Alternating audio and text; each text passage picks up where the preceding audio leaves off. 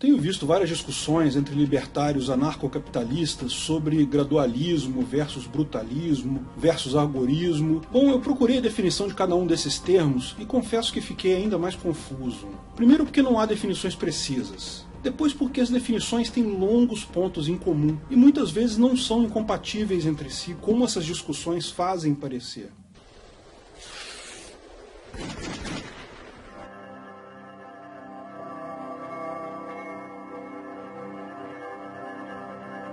Afinal, quantos libertarianismos existem? Liberdade é a priorização do interesse individual sobre o interesse coletivo. É colocar o seu interesse individual sobre o que as outras pessoas pensam que você deveria fazer. Geralmente se define em duas grandes dimensões da liberdade. A primeira é a liberdade social. É o direito de cada pessoa agir conforme a sua própria consciência, sem regras externas de conduta. São bandeiras típicas da liberdade social: a liberação das drogas, a união homoafetiva, porte de armas e etc. E a outra dimensão é a liberdade econômica. É o direito de cada pessoa gastar o seu dinheiro da forma que achar melhor. Ou seja, menos regulamentação estatal sobre a economia e principalmente menos impostos. Repare que essa divisão é um tanto arbitrária. Por que minha liberdade de gastar o meu dinheiro do jeito que eu quero deveria ser diferente da minha liberdade de fazer sexo, de forma consensual, lógico, com quem eu quiser?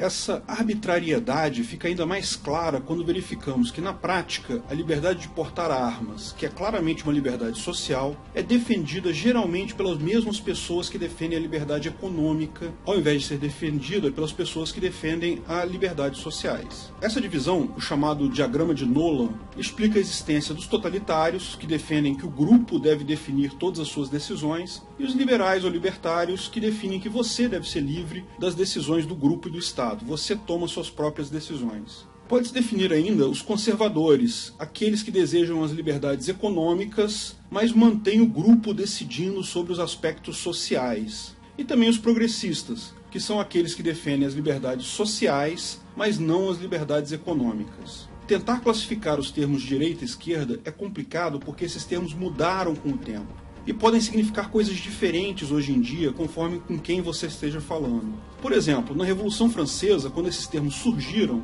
eles significavam à esquerda os revolucionários lutando contra a direita os governistas, ou seja, seriam os nacionalistas totalitários versus os libertários. Mas na época da Revolução Russa, o termo esquerda passou a ser associado aos revolucionários de lá, que, ao contrário dos libertários franceses, defendiam que o Estado definiria tanto os aspectos econômicos quanto os sociais. Então acabou havendo uma reversão completa do sentido desse significado.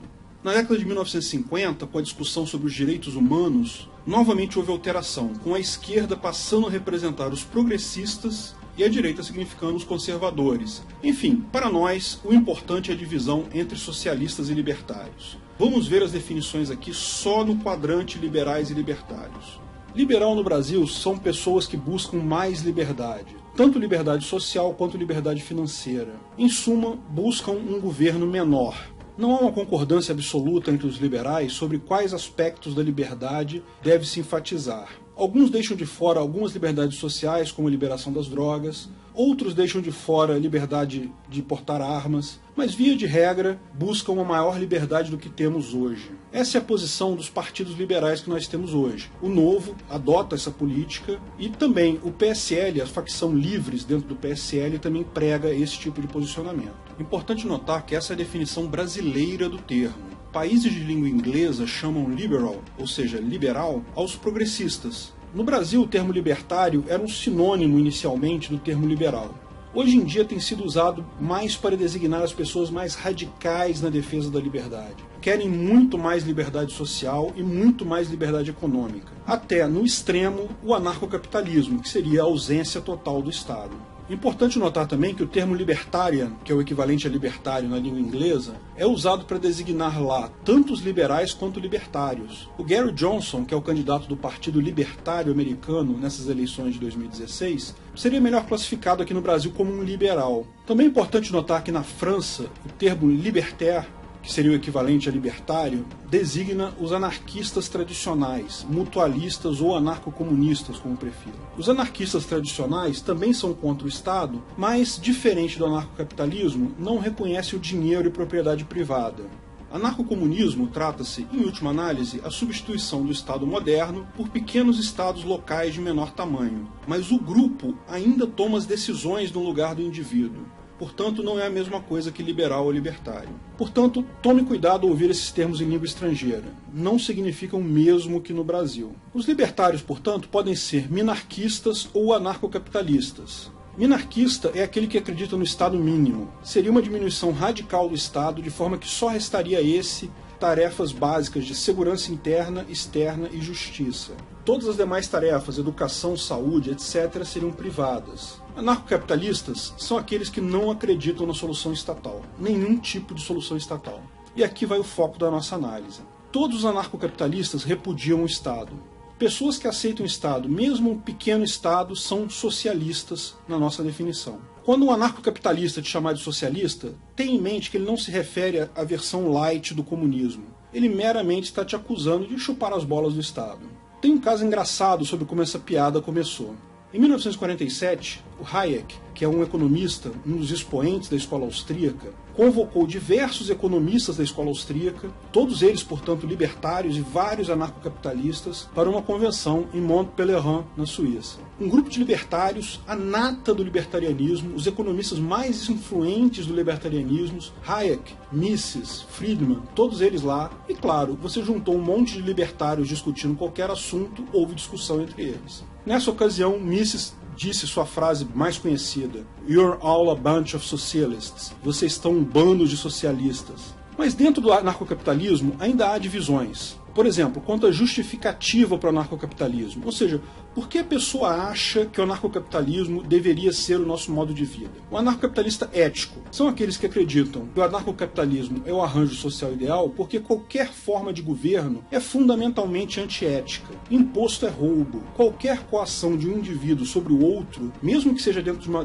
democracia direta, de um acordo de um grupo, é uma agressão. Então não interessa se o anarcocapitalismo é melhor do que o Estado atual, não interessa se vai vir a acontecer ou não vai vir a acontecer nunca, o Estado é ilegítimo. O ancapistão é o único arranjo social ético. Anarcocapitalista utilitarista é aquele que acredita que o anarcocapitalismo é o melhor arranjo social possível, é o arranjo em que as pessoas estariam melhores, vivendo de forma melhor. O ancapistão seria muito melhor que o estadistão atual, por isso que a gente deve migrar para o anarcocapitalismo. Não interessa se é filosoficamente correto ou não, não interessa se vai vir a acontecer ou não, o ancapistão deve ser buscado porque é o melhor, é a melhor forma de vivermos em sociedade. Anarcocapitalista fatalista é aquele que acredita que o anarcocapitalismo virá a acontecer de qualquer forma. É uma evolução natural da nossa sociedade atual, não interessa se é um desdobramento ético ou não, não interessa se vai ser melhor ou não, ele vai vir a acontecer fatalmente. Eu, particularmente, sou um partidário disso. Veja meus vídeos, eu falo sempre sobre isso. O ancapistão é inevitável.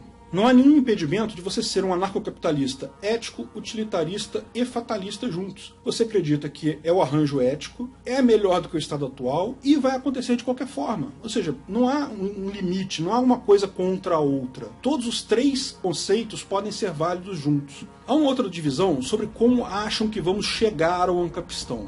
E aí você tem algumas outras classificações. Por exemplo, brutalista é o que acredita que a melhor forma é através da ação direta, ou seja, planejar uma briga direta contra o Estado, uma revolução para implementar um ancapistão. Gradualistas são aqueles que acreditam que é preciso ir diminuindo o governo até que o mesmo esteja tão fraco o suficiente para ser derrubado por uma revolução ou para cair sozinho. Agoristas acreditam que o governo é ilegítimo e, portanto, deve ser ignorado. Não pagar impostos, não obedecer regras estatais. Você faz o seu próprio ancapistão, ignorando o Estado sempre que possível. Importante notar que há uma grande interseção entre essas correntes. Agoristas, por exemplo, uma vez que são incapazes de se isolar completamente, também são gradualistas, visto que diminuem o poder do Estado sobre eles ao sabotarem o Estado, ao pararem de fazer parte do Estado. Gradualistas são, sob a ótica da mudança final, similares a brutalistas, porque prevêem que no final, quando o governo estiver fraco o suficiente, ele pode ser simplesmente derrubado. Aqui também nada impede que a pessoa faça as três coisas, ou seja, um libertário agorista, gradualista, brutalista. A pessoa vai atuar como um agorista, buscando sabotar o Estado, diminuindo o poder dele, até o dia que o Estado estiver fraco e possa ser derrubado diretamente como um brutalista.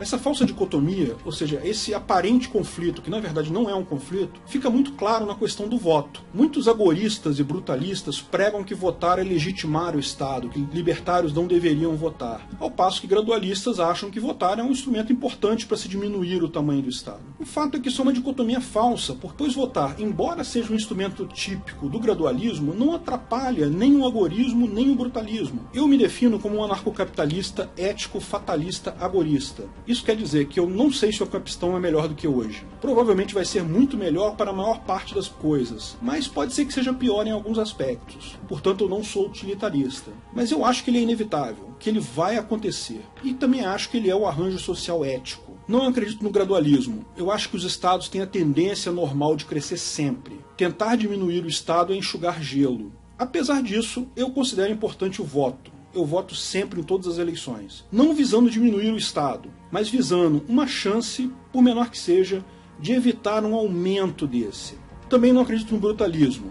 Pessoas em geral amam a escravidão estatal. Qualquer tentativa de criar um capistão na marra irá falhar. Mas eu sou fatalista. Como eu expliquei em outros vídeos, eu acho que o Estado vai acabar sozinho. Não pretendo aqui ditar regras ou apontar caminhos. Expresso aqui apenas a minha opinião. Sua opinião é diferente da minha? Deixe nos comentários. Eu vou fazer um outro vídeo mais adiante, em que eu vou incluir o seu comentário e vou respondê-lo da melhor forma. Quanto a libertários brigarem, isso é normal. Pensa bem, a gente é libertário justamente porque a gente não se conforma no grupo, a gente não aceita esse efeito manada de que se todo mundo faz, então é isso que é melhor. É natural, portanto, que anarcocapitalistas briguem entre si. Mas não vamos tirar do foco a nosso grande objetivo. Cada um de nós buscando, dentro da melhor forma possível de contribuir, é o que vai ajudar o resto do mundo na transição natural e inevitável para um capistão.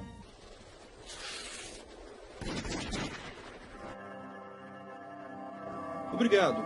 Se você gostou do vídeo, curta e compartilhe à vontade. Divulgue sempre que puder o libertarianismo. Não se esqueça de se inscrever no canal para mais novidades. Se tiver dúvidas, sugestões ou críticas, deixe no comentário. Se quiser ajudar financeiramente, veja meu link no Patreon abaixo.